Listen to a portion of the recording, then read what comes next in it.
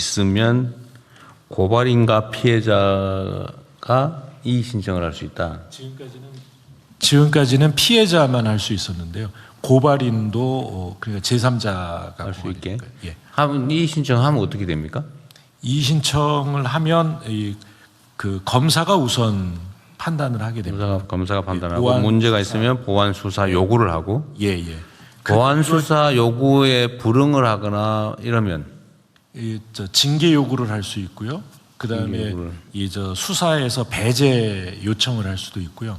그런 것이 잘 안 들어질 경우에는 수사 관서를 변경할 수 있습니다.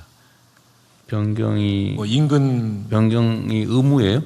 지금도 뭐 그런 비슷한 제도가 있긴 한데 변경 요청을 하면 그것을 받아들이게 지금 그게 형사소송법 의무냐 이 말이죠.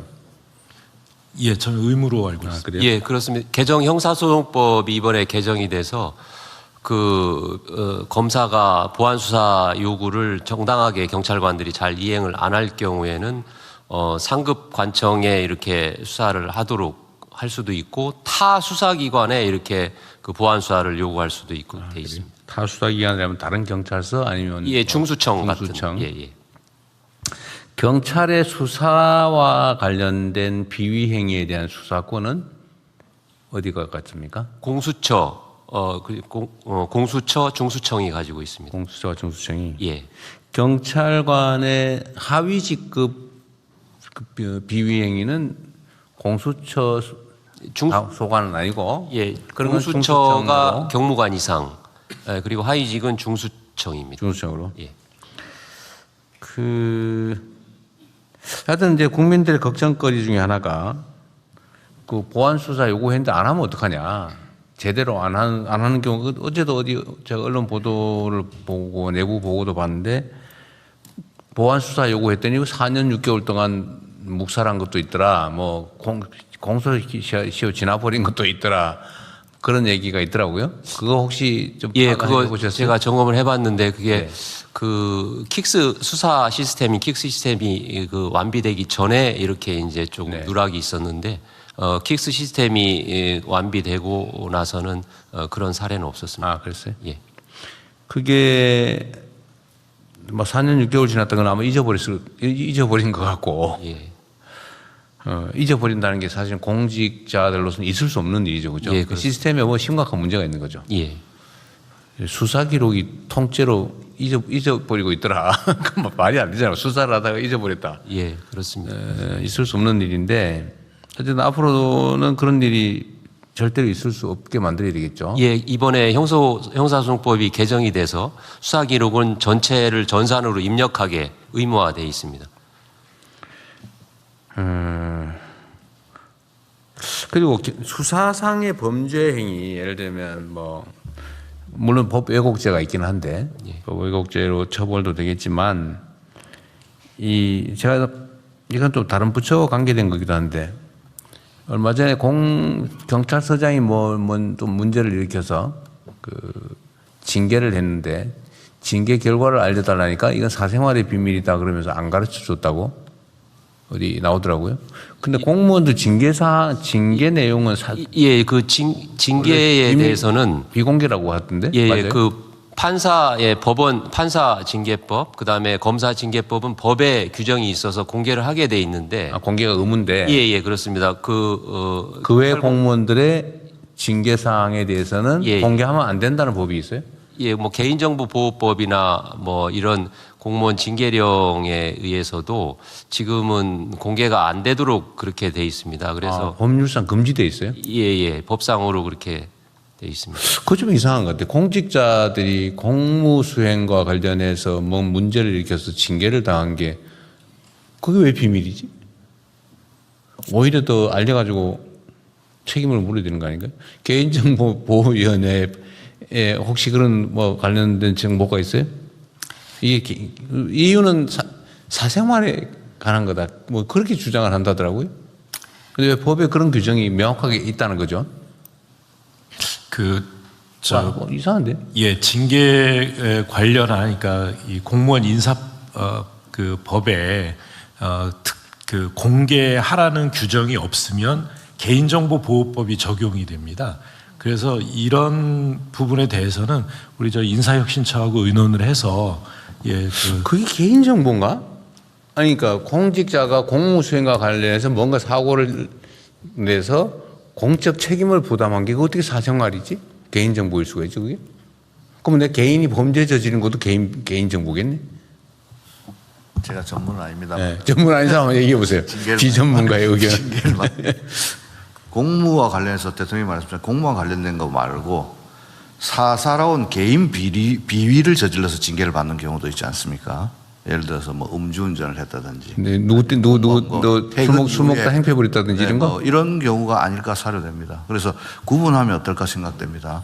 공무를 하다가 중대한 공무의 잘못에 대한 징계를 공개하는 것과 공무원도 개인 사생활이 있기 때문에 퇴근 이후에 뭐 했다든지 뭐 근무 중에도 아니 그게 공직자들이 사생활이 있지요.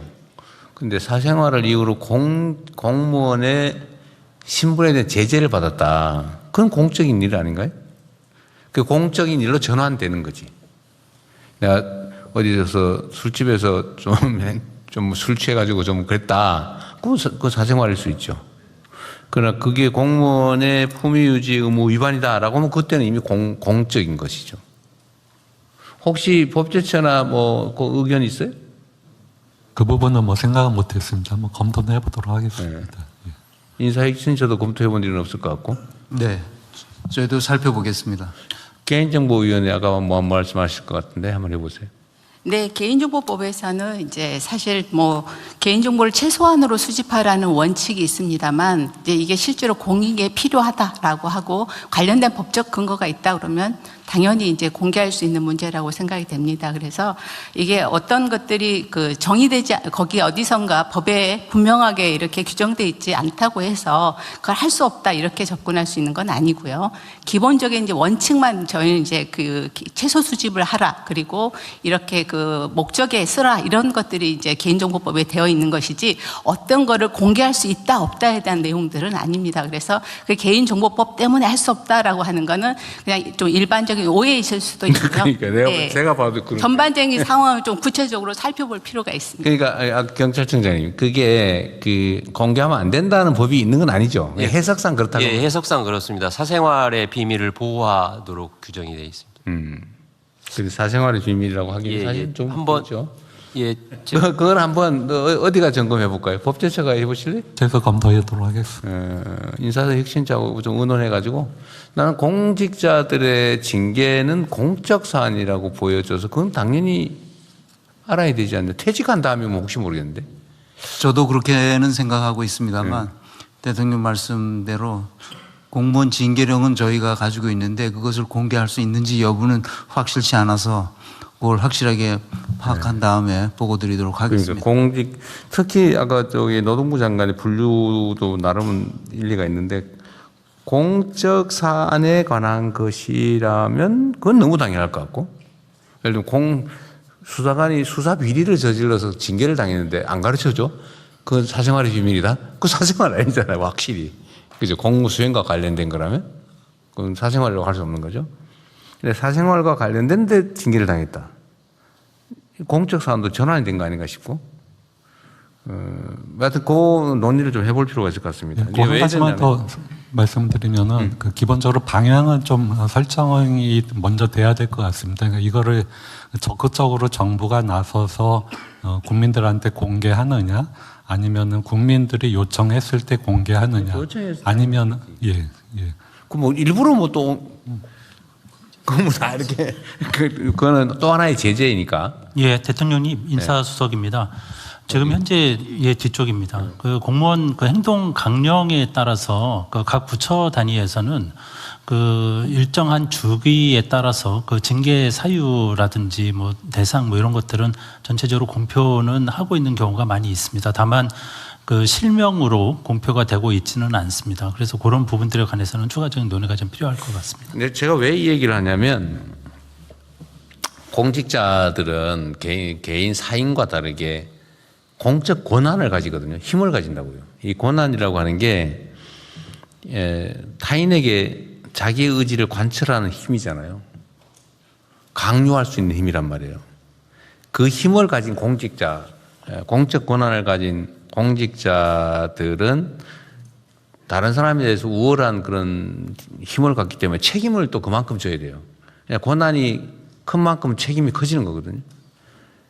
권한의 양과 책임의 양은 동일해야 되는 거예요. 그런데 경찰이 지금 엄청난 권한을 갖게 됐단 말이에요. 예를 들면 수사 개시권, 수사 종결권까지, 예, 그렇습니다. 그다음 강제 수사권까지. 과거에 뭐 검찰이 문제가 됐던 거는 그런 유명한 얘기가 있지 않습니까? 덮어서 벌고 만들어서 출세한다. 있는 사건 덮어주면서 돈 벌고 부정부패해서 없는 사건 만들어가지고 정치적으로 출세하더라. 그런 얘기가 있었잖아요. 이게 수사권, 기소권을 가지고 있으니까 기소를 목표로 수사를 조작을 하는 거죠. 실제 많이 했잖아요.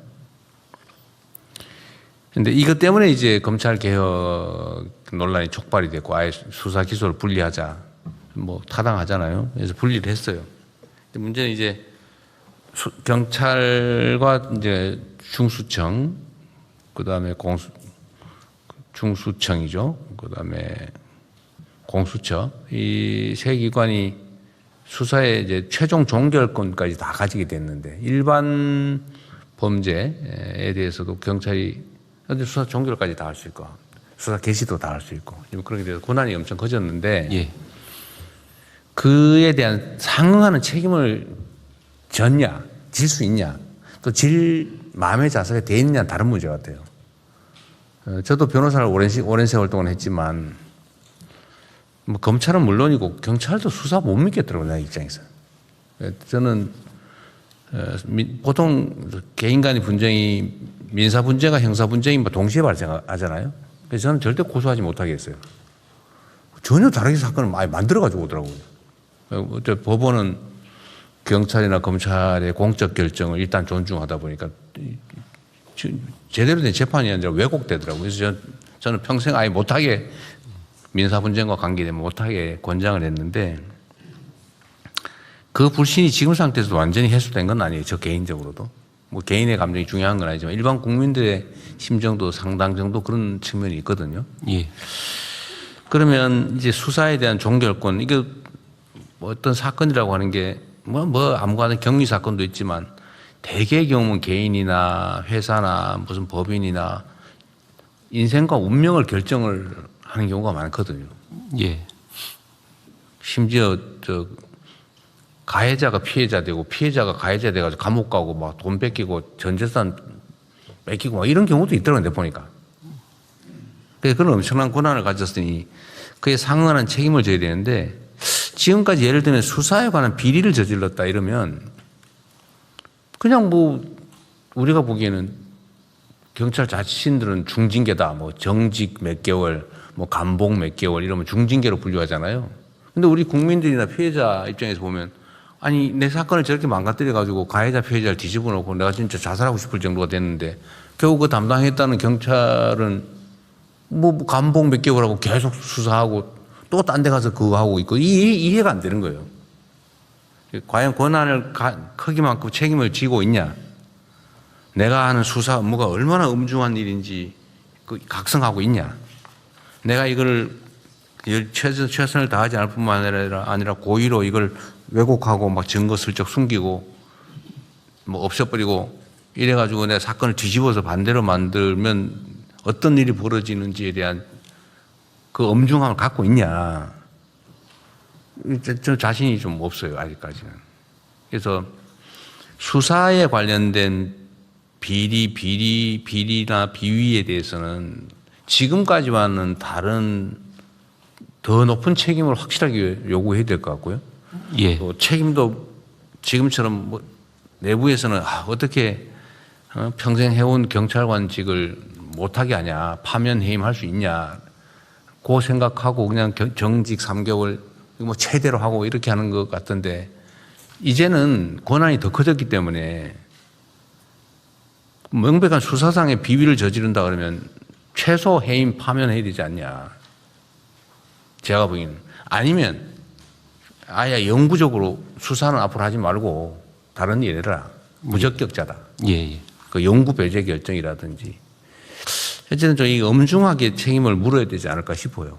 예. 그래야 국민들의 신뢰도 올라갈 거고 또 수사를 담당한 수사관의 책임의식, 책임감도 좀 높아지지 않겠냐 싶고요. 또 한 가지는 수사기소 분리와 보안 수사 문제에 대해서 온 국민들이 갑론을박하면서 걱정이 많지 않습니까? 예. 아까도 제가 말씀드려서 이따 의결하겠지만 이게 보안 수사를 허용해야 되냐 말아야 되냐, 뭐 만약에 허용 안 한다면 어떤 보안 조치가 필요하냐 가지고 지금 계속 갑론을박인데 어떤 게 절대 진리라고 뭐 단정하기는 좀 어렵지만 걱정이 있는 건 사실이란 말이에요. 예. 그 걱정이 어느 날 검찰한테 대한민국이 너무 많은 권한을 줘서 이게 악용되다가 정치적으로 뭐 편향되고 하다가 이런 막 엉망진창이 돼버렸는데 결말은 그렇게 결코 아름답지 않단 말이에요. 예. 그럼 경찰은 그럼 괜찮을까? 우리 대한민국 헌정사에 보면 이게 지금 순환이 되는 게 있어요. 처음엔 경찰 가지고 독재했지 않습니까? 그 엄청난 사건이 벌어졌죠. 사람들이 죽고 대통령이 하야하고 그 다음에 이제는 군인이 무력을 행사해가 또 독재했지 않습니까? 근데 그거 어떻게 좀 정리하고 나니까 그 다음에 검찰이 사실상 검찰 독재를 했단 말이에요. 검찰 권력을 이용해가지고 일종의 독재를 한 거죠. 없는 사건 만들고 아무데나 그냥 편파 수사에 별건 수사에 그냥 먼지 털이에 그거 하다 이렇게 돼버리잖아요. 근데 이제 경찰이 엄청난 권한을 갖게 되는데 과연 앞으로는 완전히 안전한 걸까라는 우려를 안 할 수가 없거든요. 그러니까 경찰 스스로의 책임의식도 매우 중요하다. 예, 알겠습니다. 그리고 이제 앞으로 경찰에 대한 공격이나 이런 게 매우 높아질 수 있어요. 예. 감시 견제겠죠. 감시 견제가 매우 높아질 겁니다. 지금까지는 비교할 수 없을 정도로 온 세상 사람들, 온 다른 권력기관들이 경찰이 뭐 잘못하나 이것만 찾을 거예요. 이게 나쁜 게 아닙니다. 책임이 높아졌으니까. 예. 당연히 잘하라고 하는 거고 걱정돼서 하는 걸 테니까 미리 충분히 좀 대비를 하십시오. 대비한다는 게 숨기라는 뜻은 전혀 아니고 당연히 그런 일이 벌어지지 않게 정말 높은 책임감으로 높은 윤리의식으로 엄정하게 중립적으로 철저하게 범죄 피해자들 억울하지 않게 또 억울한 피해자 생기지 않게 노력해야 됩니다. 예, 유념하겠습니다. 참 걱정이 많습니다. 또 그러나 이게 끝은 아니니까 사람 사는 세상에 사람이 만든 문제는 또 사람이 다 해결할 수 있죠. 문제가 있으면 보완하고 또 부족한 게 있으면 채우고 그렇게 해나가야 되겠습니다. 어쨌든 행안부도 신경을 써야 될 게 많습니다. 예. 제도 보완이나 이게 지금 이게 시간도 그리 많지 않고 단순한 문제가 아니라서 그래서 억울한 범죄 피해자들 생기지 않도록 네. 장윤기 사건이라고 그 한 개의 사건으로 상징되지만 얼마나 억울하겠어요. 있을 수 없는 일이 어쨌든 벌어지고 개인으로서는 목숨이 걸리거나 인생이 걸린 일입니다. 네. 공무원은 처리하는 수백 개 사건 중에 하나일 뿐이지만 당사자는 인생이 목숨이 걸린 일이에요. 그게 공무원들이 하는 일이죠. 네, 워낙 중요한 일이라서 좀 말이 길었네요. 네. 네, 추가 의견 없으시면 원안대로 접수하겠습니다. 다음으로 문체부 주요 정책에 대한 홍보 영상 상영이 있겠는데요.